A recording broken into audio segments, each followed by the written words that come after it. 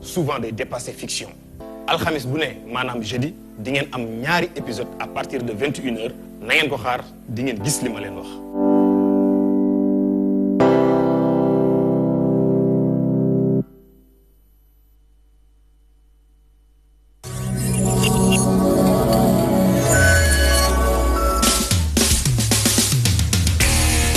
les pentes dans l'automobile tey dafa ñëw fii Maris fekk fi laay ñëpp xam ko ci mécanique automobile mu yàgg ci def ci plus de 20 ans di liggéey toute marque rawatina nouvelle technologie. comme bii amul repère bii outil classe lay demandé. waaw léegi nag il faut nga am outil classe mën naa ko blancher sans outil classe mais dama bëgg outil classe bi pour rassurer li may def. xam na su ma ubbee clé boo xamante ni moom lañ koy moo koy kale. moo la koy freinel ba du bouger moo la koy freinel ba du bouger nga lonk sa chaîne mën a serrer ba mu dëgër. calage bi bu faussé. demul normal. lan la mën a def ci moteur bi. mën nga kale nga tourner moteur bi démarrer mbëkk tordil soupape bi dëngal soupape bi yëpp. calage bu baaxul mën na dëngal soupape. mën na dëngal soupape bi yàq sa moteur bi. mën na yàq lu bari mais moo tax boo demee ba koy def rek na nga ko assurer quoi na nga ko maîtriser quoi. calage bi waaw calage bi waaw.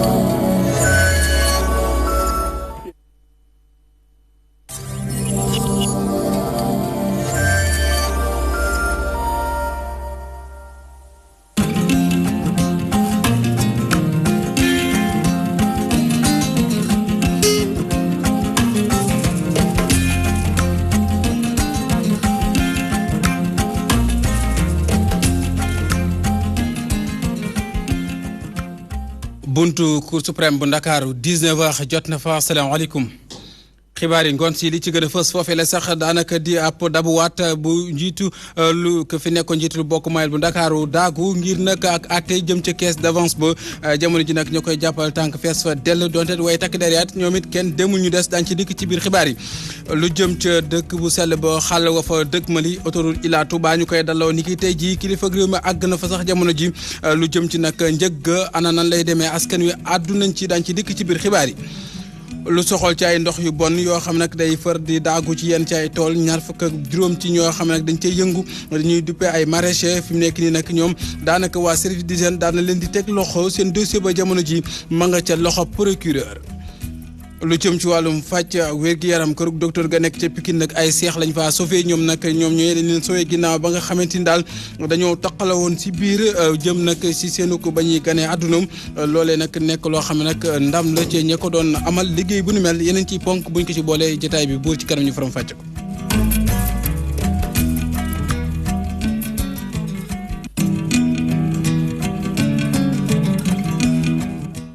asalaamaaleykum wa rahmatullahi taala wa barakatu bislima ci yaata xibaar yi 19h yi ni ñu ko waxee sànq ci bopp xibaar yi bokk na ci lu soxal ca fële nga xam nag moo deetu attekaay bu kawe ba di cour suprême ñii di ñooñu Khalifa Ababacar Sall daal di faa daaguwaat ngir atte bu soxal mbir ma jëm ca caisse d'avance bu mairie bu Ndakaaru bu mel nag càkkuteefuk dàqaat lu ni mel nag ñii di nga xam nag ñoo di défense bi dañ ko daal di gàntal ngir nag soxal atte boobee partie civile bi nag daal di rafetlu lu jëm ci nag li nga xam ne moo di liggéey bi amee jamono ci ca cour suprême pour xalifa yi nag maanaam ñu koy jàppal tànk fi mu nekk nag jàpp nañ ne wàllum kabal li nga xamante ni daal mooy wàllum fuqati ci wàllum atte moo fa am di kabal politique ngir am ci lu leer ñu teewlu ko Njaay. mbiru Khalifa Sall daal di dikkaat fii ci kanamu yoon waaye nag bile yoon muy ci kanamu cour suprême gannaaw pourvoi bi nga xamante ne nii ay avocat Khalifa Sall amaloon nañ ko ci ndorteelu procès bi nag défense bi daal di nag ñaan cour bi mu daal di dàq bile procès cour bi nag daal di nag rejeté boobule demande partie civile bi ñoom dañu koy rafetlu. cour suprême ne nag du ma renvoyer dossier bi du ma renvoyer parce que man dossier yu ñu ma jëbal yoo xam ne ñoom lañ ma indil. dossier yooyu lay atte dossier yoo xam ne man gisuma leen indiwuñu ma leen kooku moom dossier yooyu du ma mën a compter ci dossier yooyu donc loolu moo tax cour suprême mu rejeté demande de renvoi bi. décision buy tukkee ci bile procès ci kanamu cour suprême bi soxalul lool farandoog Khalifa Sall ñoom nag ñuy dénoncé ab cabale politique maanaam nguuru Macky Sall ñoom ñoo nekk ci ginnaaw ngir nag mën a xañ seen candidat bile mu bokk ci élection présidentielle bu 2019. waaye yàlla fii la nekk te li mu yàlla wax ci alxuraan du dañ dafa wax ni wa makaruhu wallaahu xayrul maakirin pendant 4 ans mi ngi pexe pendant 4 ans mode njuuj njaaj bu nekk teg na ko si kanamu Khalifa Sall ñeenti at yooyu yëpp yàlla dimbali na ko ànd ak sénégalais yi ba Khalifa Sall jàll na ci jafe-jafe yi mu teg ci kanamam yëpp. ay farandoo Khalifa Sall nag di ŋàññi gaawtu bi nga xamante ne ni amal nañ ko ci dossier bi partie civile bi dàq loolu ba mu set wécc. sénégalais bu nekk na nga xam ne li Macky Sall doon bañ yëpp dina am waaw Khalifa Sall dina nekk candidat incha allah. te lii ñu nekk nii ci conseil Cour suprême bi du dara lu dul benn ci melokaanu njuuj njaaj yi nga xamee ne moom lañ bëgg a teg ci kanamam. ma ne dossier bi mënuñu ko yàkkamti parce que loi organique bu 2017 mooy loi bu bees bi buy régir Cour suprême dafa ne bu fekkee ne déposé nañu recours parti yëpp tontu nañu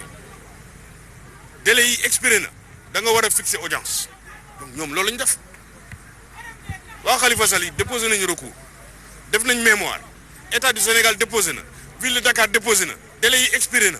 mais ñoom lu ñuy def ñu fixé audience. ñu bëri ci askan wi jàpp ni mbiru Khalifa Sall mbiru politique la mu mel ni Khalifa Sall ëllëgam ci wàllu politique waaye itam ci wàllu justice ci cour suprême lay leeree. ma ngoog leneen ci xibaar Codé Ndiaye bokk na ci lu soxal lu jëm ci wàllum nag ñi ñuy wax plateforme paysanne MSD ñoom nag daanaka am nañu mer dëgmal ko ca waa Sonacos ñu gis ne nag wàllum ubbite fukk njaay ak jën ak gerte gi xeeñut neex ndax jamono ji gis nañu ne daal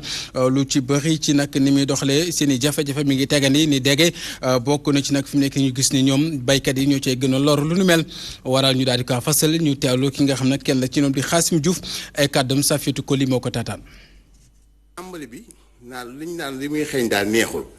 ndax depuis 3 décembre la campagne bi tàmbali fii ma lay wax nii juróomi téeméeri point de collecte yi Sonacos am yu ëpp na ko sax fi mu ne nii doxul ndax xaalis amu fa baykat yi dañoo mujj di mboppat seen gerte yi di ko jaay si luuma yi ci ay njëg yoo xam ne njëg yu yées la njëg yi ñu fixé woon lay woowu nag day wane ne kii fi ne moom wane na ak tëleem te ku wane ak tële nag président moom bañee gi liggéeyam yëpp nax saay dafay jëlee kii ndax li ëpp ci Sénégalais yi ci mbay la ñuy yëngu te li ëpp ci ñuy yëngoo si mbayu gerte la ñuy def kon mbayu gerte moom bu sëqatee rek mbayu Sénégal gépp dana soj te loolu moom président war na koo def urgence balaa muy lijjanti lenn li mu war a def urgence mooy lii ndax mënuñuy wax di dugg si ay phase 2 PSE dugg ci wàllu agro industrie te réglé wuñu wàllu commercialisation bii ndax boobu ba léegi daaw am na ren mu bëgg a amaat ñaari at yu njaay bi bon day am ay jeexital ci baykat bi dootuñu ci mën a jóg ndax ñu ci bari ay bor ak leen di sonal. ba tey génnaguñu tool yi ñu desani ci wàllu mbayum banaana bokk na ci lu soxal liggéey boobeet am na décret bu koy dëggal mu mel ne nag ñoom ñii la ñu bëgg mooy amani lu doy ci xew bu Sénégal ñu ko wax autosuffisance en banaana loolee nag bokk na ci li waral tey ci ñu daal di nag gis ne la yombal liggéey bi bokk na ci ay koppar ci 2 milliards yoo xamante ni nguur gu Sénégal moo leen ko caa dëxëñal ca liggéey boobee ngir am ci lu leer ñu teelu Rahmatoulaye Diouf. mooy ñu teg fi kuréel gu ëmb ñi liggéey ci wàllum banaana bu am doole waaye it ñu daal di taxawu ñi nga xamante ne ñoom ñooy producteur yu ndaw yi. te gis nañ ni ñun Sénégal amuguñu woon ci benn secteur nag ci benn spéculation amuguñu woon benn interprofession c'est la première fois Sénégal di am interprofession c'est-à-dire li gën a am importance mooy ñëpp ñu bokk ci. production ci commercialisation banane ñoom ñëpp ñu toog ñu juboo ñu waxtaan ñu teg benn organisation boo xam ne dafay wuyu ci texte yi li ñu wax loi bi li mu wax ak décret bi li ñu wax noonu lañ processus bi noonu la demee ba ñu teg déjà premier acquis bi mooy secteur bi organisé nañu ko. ci noonu nag dinañ yokk production jëm ci wàllum banaana ak financement bi nga xamante ne njiitu réew mi joxe ne ko ca tournée ba mu doon amal ci bët saalumu réew mi. li ma wax ne nguur gi dugal na ko ci filière banane si ay ay at yu néew benn at wala ñaari at boo moytu nañu jot parce que li ñuy dese mooy entre 25 et 30% parce que actuellement ñu ngi produire déjà avec les maigres moyens ñu ngi produire déjà 30 000 tonnes. te besoin en consommation locale c'est entre 55 000 et 60 000 tonnes te ñoom bu ñu xayma ne li ñu leen jox bu ñu leen ko joxee dinañ atteindre autosuffisance alimentaire autosuffisance en banane donc ça veut dire que normalement la balle est dans le camp des acteurs. ba tax na ñi nga xamante ne ñoom ñooy producteurs yi pare nañ ngir yokk production bi naam sax am na ay jafe-jafe yoo xamante ni ñu ngi koy jànkoonteel. raccord lañ roose raccord yëpp ci tool bi dina manqué ndaxte amul ñeneen ñi bayewuñu banaana raccord comme bayewuñu banaana raccord il faut ñu dox pour wut ay système yoo xam ne moo adapté su ko defee système d'irrigation yu banaana bi dina yokk. lii di interprofession bi di kuréel gi nga xamante ne moo ëmb baykatu banaana yi nag pare nañ ngir gën a mën a jëmal li ni mel. ñoom seen biir dinañu xam naka la ñuy doxalee léegi seen biir communication bi seen biir dafay gën a yomb communication bi ak état bi dafay gën a yomb communication ak partenaires yi dafay gën a yomb prise en charge intrants yi ak yeneen yi dafay gën a yomb plaidoyer bi dafay gën a yomb formation bi dafay gën a yomb interlocuteurs yi dafay simplifier wu donc loolu déjà c'est des acquis majeurs. ci ndimbalu agence de régulation des marchés ak kuréel gu ëmb wàllum agro sylvopastoral ñoom acteurs yi nag ñu bëgg am mbayum banaana bu doy fii ci Sénégal fii ak atum 2022 fii ak atum 2022 ci noonu sax seen njiit lu bees li ñu tabb mi ngi wuyoo ci turu Mamadou Omar Sall. Ramatoulaye Diouf banaana boobee de rafet na loolu te mucc ayib leneen ci xibaar bokk na ci lu soxal dalloo ko autoroute Ila Touba boobee mu mel nag kilifa réew mi àgg na ca barab boobee ci dëkk bu sell ba ay jamono ji nag ki nga xam nag moo fa teewal Serigne Bassirou Abdou Khadre Mbacké ma nga fa ki fa teewal Serigne Mountakha Bassirou du Serigne Bassirou Abdou Khadre ngeen jégal ma moo fa nekk jamono ji di yëkkati kaddu mu mel ne nag am na ci jamono boobee collectif bu ëmb ñiy jëfandikoo xàll yooyu di sàkkuteef ko di seenu càkkuteef mooy ñu fexe rek ba wàllum njëg gi di coût bi daal di kaa wàññi ba mën a yéwén ci askan wi ngir am ci leer ñu teewlu ci mbañoon. autoroute Ila Touba président de la république Macky Sall daal di koy dalloo tey ci alxames ji ci teewaayu xalif général des Mourides ca jamono jooje kuréel gi ëmb way jëfandikoo autoroute à péage yi ñoom nag mer ba photo la ñu def di naxarlu seeraayu njëgu autoroute à péage bi ñu jàpp ci ñaari junni dem bi ak dikk bi. 3000 francs ba Toglu 5000 francs ba Touba loolu foog naa ne cher na trop déjà 10 000 francs bi aller retour Touba dafa cher waxuma la nag bu nekkee 16000 francs la aller retour suñu xalaat suñu gis-gis parce que boo xoolee ay Maroc xool yeneen dëkk yi 100000 kilomètres quand même 1500 francs la ñuy fay loolu war nañu xool naka lañ koy wàññee. ñu bokk jooyu xool ñu ngi fii ci buntu Pikine file nag chauffeur siñ fi fekk ñoom tamit ñu ngay naqarlu seeraayu njëg yi. Ila Touba ñun chauffeur de transport en commun ñun arrangé wuñ ñun waaw arrangé wuñ parce que ñun amuñu kilaay jëm Touba tout droit ay xombal Bambey la ñuy am ak 5000 dem 5000 ñëw de moom xaw naa métti de waaye bu gën a woyof daal mu baax moom. sénégalais bi ñu taseel fii ci buntu Pikine moom la mu jàpp rek moo di boo gisee njëg yi cher entreprise bi ko yor dafa bëgg ci daar jotaat koppar yam ci dugaloon. li gënoon baax pour askan wi moo doon jéem ko daw sur la durée de vie ci installation ouvrage bi mën nañ ko daboo sur 25 ans 30 ans parce que des ouvrages yoo xam mën a durer 50 ans waaw mais nag bu fekkee dañu bëgg nag ci 15 ans rek dabu seen xaalis loolu nag moom askan wi ñoo koy clé. bu dee ñenn ci askan wi dañuy naqarlu yile seeraayu njëg ñeneen moom la ñu jàpp moo di amuñ ca benn jafe-jafe. baax na ma wax dëgg yàlla ndax circulation bi na mu xatee moom. wax dëgg yàlla nu mu gën a kii baax na moom. baax na trop baax na trop. baax na bu dul dara tamit gaaw gi rek baax na. ak lum ci mënti doon waaye jëfandikoo autoroute à péage bi ak askan wi ñu ngi woo rek nguurug Sénégal mu daal cay addu ca gannaaw ga sax ñuy woo entreprise bi nga xamante ne ni moo yor liggéeyu autoroute à péage bi ñu daal di nag sàmmonteeg li nga xamante ne ni moom moo nekk kaaraange gi ci biir autoroute à péage Ila Touba. cant ak ngërëm ñeel la Mañoon Aydara ñu jóge ci xàllu Ila Touba boobee wàccindi ca Ngor ak Patte d'Oie mu mel nag ñaar fukk ak juróom ñoo xam nag ñu ngi doon yëngu ci wàllu mbayum dër dañ leen daal di teg loxo ñoo ko amal du ñeen ñu di waa service ba ñu dénk wàllum hygiène ñoom nag ñu gis ne ndox mu bon la ñu jëloon di ko daanaka arrosé loolee nga xam ne moo di xeetuk meññeef gannoo ko foofu nekk foofee ca barab ba ñu ngir am ci lu leer ñu ànd ci kaadama bi tey. lu ëpp ñaar fukki nit la ñu teg loxo foofee ca Patte d'Oie ak Ngor. ñoom nag dañ doon jëfandikoo ndox yu bon yiy jóge ko ci fosse yi di ko arrosé seeni tool li ni mel moo tukkee ci ab saytu boo xamante ni waa service d'hygiène amaloon nañ ko. ca Patte d'Oie ak Ouakam ba ñu demee lañ fa gis mooy ndoxu ONAS bi la gaa yi tibb yor seen pompe bu ñu ko jëlee def ko ay bassins yu ñu aménagé c'est une véritable entreprise criminelle di xëcc ndox ONAS ak ay pompe muy dem ci bassin yooyu boo defee ñu ci tàng di arrosé naanaa yi di ci arrosé salade yi tomate yi aubergine yi yooyu yëpp dañ koy bay foofu. seen lim tollu ci 20 ñoom nag Major Ngom jàpp ni ay defkatu ñawteef dëgg lañu ndax kat dañoo bëgg a lor askan wi. arrêté nañ ci 18 personnes bi yoon amende bi transaction dañ ko refusé parce que de fait yi dafa grave pour la santé te loolu dañ ci déggoo ak procureur de la République moo tax tey jébbal nañ leen ñoom ñëpp 18 personnes yooyu ci Padoa procureur de la République. beneen dispositif bi ñu lancé woon ci commune de Ngor investir aussi tool yi ngi nekk ci wetu aéroport bi ci ginnaaw miiru aéroport Léopold Sédar Senghor dañuy tànn ci ndoxu réseau d'eau bu fa ne la ñuy tànn di ko arrosé ñoom ñu jàppaleen ñoom juróom-ñaar lañ ñoom it arrêté nañ leen jébbal leen procureur. ca noonee nag ngir gën a yee askan wi major bi di xamle ni li ni mel daanuñu ko wéyal ngir mën a sàmm kaaraange sénégalais yi. maladie yooyu d'origine élémentaire li muy rey ci àdduna dafa bari 420 000 personnes en meurent donc laaj na kon ñu gën a yokk suñu vigilance ak suñu mobilisation pour contrôle boobu moo tax disposition santé bi dafay continuer quotidiennement muy wër tool yooyu di def traque bi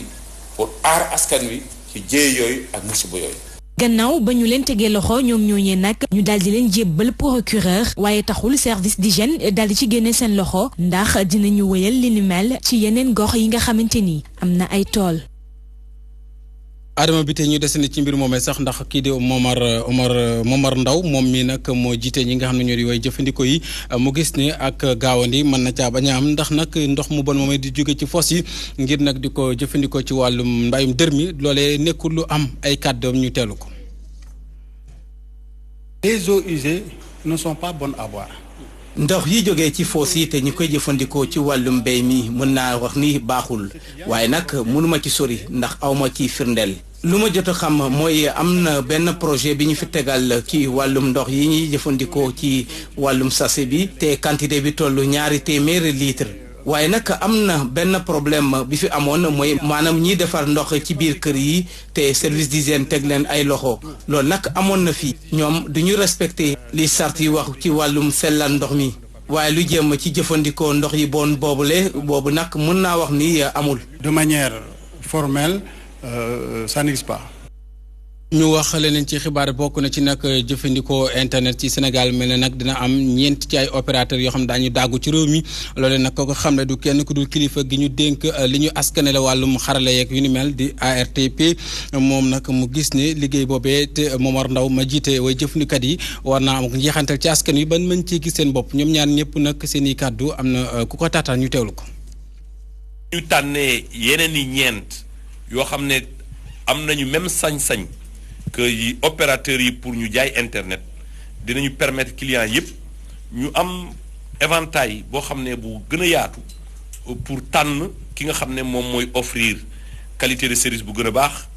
ki nga xam ne moom mooy offrir qualité commerciale bu baax ki nga xam ne moom mooy offrir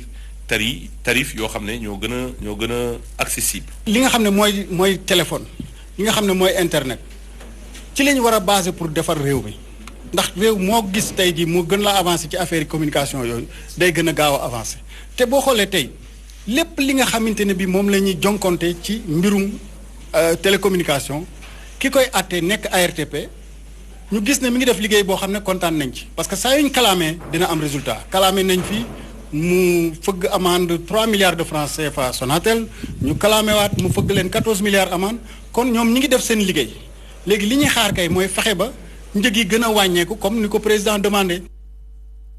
ñu wax ba tey ci wàllum xarala sax ndax bokk na ci it wàllum code des communications électroniques boobee nga xamante ne waa article 19 ñoom dañoo bañ ba tëdd sa naajo ci jëm ci wàllum jëmal ko di promulgation ñu gis nag dafa am loo xam ne ci article 27 dalalul xel mbir mu ni mel moo war a nag daanaka article 19 daal di gis ne nag am na ci loo xam ne daal war nañ ko xoolaat ñoom fësal nañu seen rapport bi nga xam nag dafa ko ci atum 2018 xayma ko ñu gis ne am na ci lu bëri ci ay rëq-rëq maanaam njaw a ngi des suñu xambin bokk na ci lii di wàllum liberté de la liberté d'expression reportage ñu ànd ceeg ki nga xam nag moom moo di Bakary Cissé.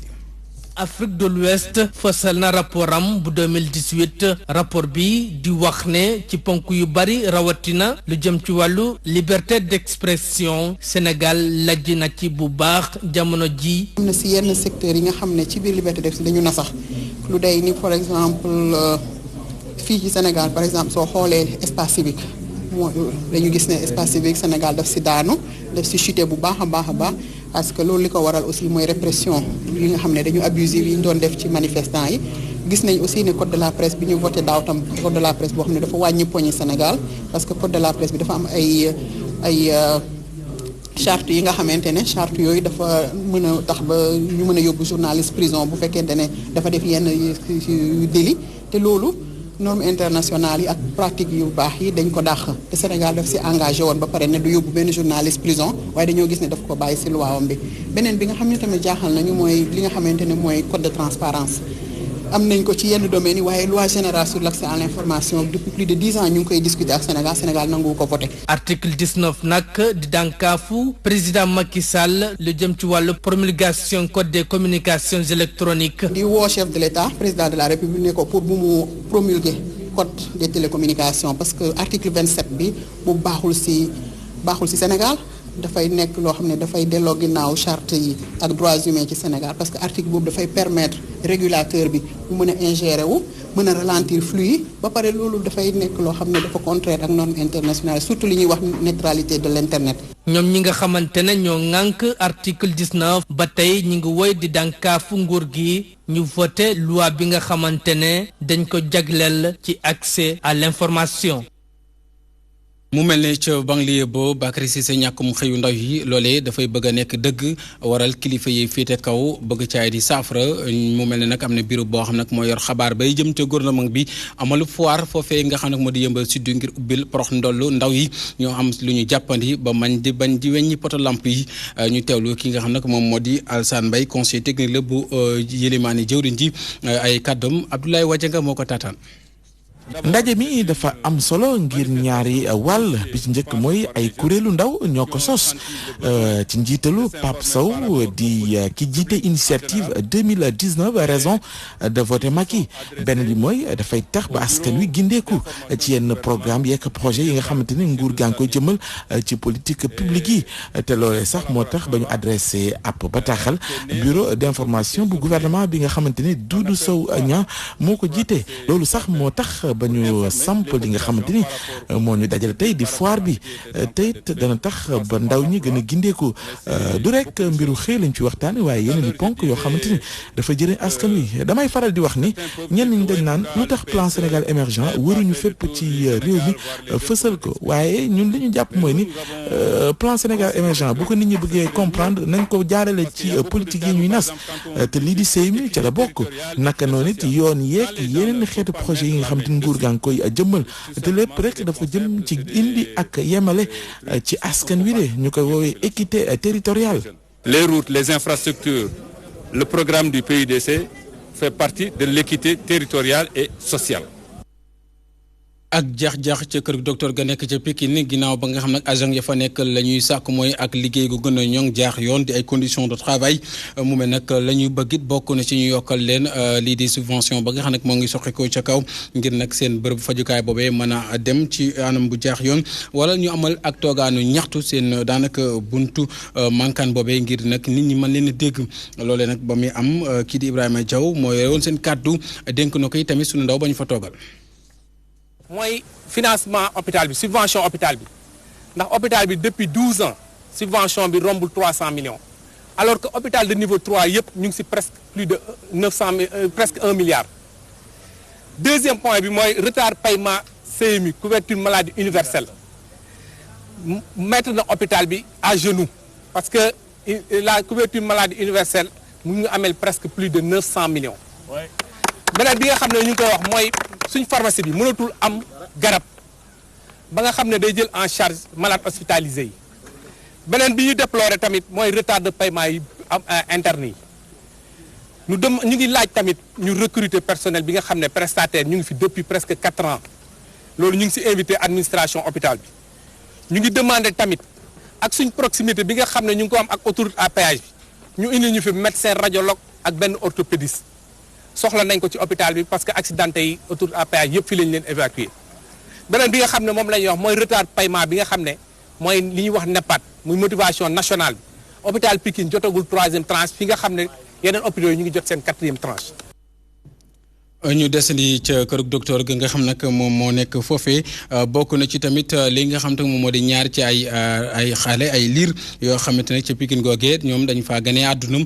di ay seex waaye dañoo mujje woon nag am lu leen téye woon di res wa nga xam nag moo leen téye woon mu mel ne docteur yi daal dañoo mujj nag ca mujjantal ga daal leen di tàqale muy ndam lu rëy ñu jàpp ne nag loolee jamono ji ñu ngi ciy def liggéey bu am solo ndax ñu ngi leen di sarwaaye maanaam di leen bàyyi xel bu baax a baax ñu teewlu ci Adjara Ndiaye. médecins yi nag kontaan nañ lool gannaaw opération bi ñu amal ci ñaari seex yi tàppaloo woon mbir mi nag laajoon ay réunion yu bari ak ay gëstu ngir rek ñu mën a xam bu baax lan mooy jafe-jafe bi ngir mën see génn. amuloon tellement problème suñ problème rek mooy rajo yi avant opération bi dañu gisoon ne daal foie yi mooy maanaam rees yi ñoom ñoo taqaloo woon.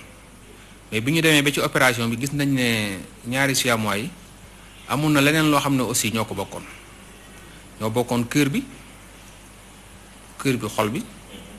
xol bi ñoo ko bokkoon am na benn muscle tam bu ñu bokkoon. def nañ ay réunion yu bari pour xool yan problème moo posé wu ñu régler leen avant ñu leen di opérer. bu ñu sukkandikoo ci docteur bi xale yi ñu ngi ci jàmm bu baax tey seen wérgu yaram jotandi na. sama expérience daal fanaa fukk laa ci jot a gis te juróom-ñett yi sax dañoo mujjee gaañu balaa ñu leen di opérer parce que dañu amoon ay yeneen malformation te yeneen malformation yi dañoo garaawoon nag yeneen malformation yi sax moo leen rey waaye du li nga xam ne dañoo taqalawul ku ci nekk daal am nga loo xam ne mun na la permettre nga dund bu normal parce que organes yi nit di am yëpp am nañ ko donc xale yi mun nañ dund ba ay 100 ans macha allah. xale yi nag vraiment macha allah fu mu ne nii amuñ benn problème daal. bébé yi amoon feebar bi di symbiose juddoo ci hôpital bu Pikine li leen boole woon nag mooy lu ñuy wax sternum péricarde waaye tamit ñu bokkoon li nga xam ni moo di foie bi opération bi nag daal di jaar yoon gannaaw biñ ci defee juróom-benni waxtu. ñu wax leen ne Adjara Ndiaye bokk na ci tout tànk yi ñoom nag waggar ga ñuy waggarook lii di loaak bi moo waral nag kuréel gi ëmb ñi yëngu ci wàllum yoon ñuy wax l'association des juristes du Sénégal ñoom nag bëgg caa indi ak coppandeem maanaam dox ci seen kéemtalaay kàttan ba loolee aar ga war a am ci xale yi mën daal di mucc ayib ñoom ñi nag ñu gis ne ñooñu bokk na ci xale yi am fukki at ak ñett jàpp fukki at ak juróom-ñaar jàpp ni nag ñoom ñi dañ doon natt liggéey bañ ci def ci atum 2018 doon teet jamono ji gis ne ne la baax nag dañ ko war a la ca amoon ay tënk-tënk ñu gën koo gaawal maanaam njawaan yi des ñu xambin ñu ànd ci ki nga xam nag moo di Philoméntine. AJS dellu siwaat rek ngir natt liggéey bi nga xamante ne ni amal na ko ci diiru ba am gàllankoor ak yoon wala sax nekk ci ay jafe-jafe. depuis ñetti at parce que acteurs yi nekk tey ci salle bi. newoon nañ fi il y a 2 ans donc xam nga nit ki aussi boo ko jàngalee baax na nga dellu si waat xam lu mu déroulé sur le terrain dañu ñëwaat encore pour nafar pour gis lan la acteurs yooyu bu ñu leen joxee lu ñu leen jox lan lañ ci liggéey looloo tax tey ñu ñëw fi pour continuer combat bi pour prise en charge catégorie ak xale yooyu noonu nga xam ne ñu ngi ci mbedd yi ñu ngi ci marché yi ñu ngi ci yoon yi te ñooñu seen place bu foofu. ci ay kàddoom nag AJS fësal na ni li mu xale yi am gàllankoor ak yoon wala sax nekk ci ay jafe-jafe xaw na takku te tamit seeni at mi ngi toll ci 13 jàpp 12. xale yi am jafe-jafe ci yoon xam nañu ni kii bare na barewul. seen at nag moom mu ngi nekk ci entre fukki at ak ñett ak fukki at ak juróom-ñaar ci la gën a bare parce que ñu ngi leen di gis partout donc du coup tranche boobu moom moo jaaxal nit ñi. loolee tax nag kuréel gi ëmb jigéenu juriste yi nekk ci Sénégal di woo ñëpp ñu war a sóobu ci liggéey bi ngir ñu mën a gàntal boobe jafe-jafe. nguuru Sénégal mu ngi ciy def ay jéego ministère de la justice aussi mu ngi ciy def ay jéego parce que am na direction bu nga xam ne moom mooy occupé wu ci xale yu mel noonu donc ñun lu ñu doon ñaan rek mooy famille yi tamit accompagner acteurs yëpp pour ñun ñëpp ñu defandoor ay jéego pour éradiquer phénomène bi donc moo tax ne ñëpp boole seen doole ñu mànkoo pour ñu mën a xeex phénomène boobu. mu mel ni rek ñëpp teewoon nañu ci lël bi nga xamante ne ni AJS moo ko daal di amal ñu ci mel ni tribunalu xale yi magistrat yi waa police waa gendarmerie société civile bi ak yeneen i wàll ñëpp wuyu si woon nañu. kii Yane Senghor la yuyoo fukki at ya mu nekk ca liggéeyam nag moo waral ñu màggal ko démb jaarale ko nekk ci ab nataal boo xam ne fësal nañ xeetu faw gum tegoon ñu wax cache-cache ci kàllaamay tubaab di ak nëbbutu loolee nag nekk loo xam nag prox ndol la woon tamit kii nga xam ne moo di njiitalu bokk moomeel ba fañ ko doon amale ca Gorée mu daal di nag yéene fësal yéenem ak bëbëtam ci wàllum caada ca goxam boobee kañ ko jotlil Pena Badji. jóge ci lëndëm dem ci leer comme ni ko plateau doon waxee li nag moo di soo bi nga xamante ni moom la artiste bi jëfee ngir amal exposition bi mu dippee cache-cache muy marqué nag fukki atu carrière am Yane di dellu si ci ana naka la liggéey yi ay tableau. Les œuvres au départ vous avez vu c'était assez sombre. man nag samay œuvre tey jëlee ci exposition bi dama ko tàmbali ci lëndëm soo ko dem ci tableau yu leer loolee nag ñenn ñu bari ci samay moroom duñ ko faral di def sama inspiration léeg-léeg saa yi nag ci ndox mi lay jugee wala sax ma génn ci biti dajanteeg nit ñi loolee nag ma jëlee ci ab inspiration ngir gën a mën a liggéey samay tableau lu tax nag ma dippee ko cache-cache loolu dafa wuyu ak man ki ma doon. Cache-cache c'est moi c'est ma vie je passe mon temps à me cacher. bi lépp exposition nag ña nga ko amal ca Île de Gorée li nag waral teewaayu meew bi lépp ville muy xamle ni nag bég na lool ngir teewee si bi lépp ndaje. di maanaam fukki at yoo xam ne liggéey na ko génnee ay œuvre yoo xam ne yu mujj ayib yoo xam ne dañuy gis jaar-jaaram mu commencé si li ñuy wax noir et blanc fanaa ci lim egg na sax si 80 et quelques œuvres parce que jot naa ko xool ci 10 ans mu créé loolu rek déjà. wane na xarañam ak maanaam li nga xam ne moom la ko yàlla jagleel muy talent parce que art ku ci nekk da nga am talent. di ko gërëm aussi si li mu choisir Gorée comme ni ma ko waxee. ani lan lañu war a mën a jàpp ci culture Sénégal ngir gën ko ñoŋal. Et là au Sénégal ça porte bien ça va. aar nag fii ci Sénégal jàpp naa ne mu ngi dox bu baax ndax léeg-léeg saa yi même bu fekkee da nga tukki dem bitim réew da ngay faral di gis ni suñu xale yi foofu dañuy def liggéey bu mucc ayib xale yi am nañ talent bu nga xamante ni daal kenn dootu ko lam-laamee. Quand on voyage aussi les gens sont impressionnés. Gorée musu si génn depuis 1966 festival ba léegi ñu ngi ci mairie bi warugar la mu continuer accompagner artistes yi ba pare développer art fii ci Gorée. bi lépp exposition nag li ko jeexal moo di ay remise de distinction yu artiste bi doon amal jagleel ko ñi nga xamante ni ñoo jàpp ci carrière am moom mi le nag di ñaax ay frères plasticiens am ngir ñu gën a doole seen liggéey su ko defee ñu mën a réaliser ay chefs-d'œuvre. jaajëf Thiéna Badji ci wàllum caada googee sax la ñuy ndar képp bi lay jotee xibaar daanay buur jeex que mu jaajëfal leen ci taaxirlu bi jaajëfal waa régie ci njàppandal gi bu leen tuxal seen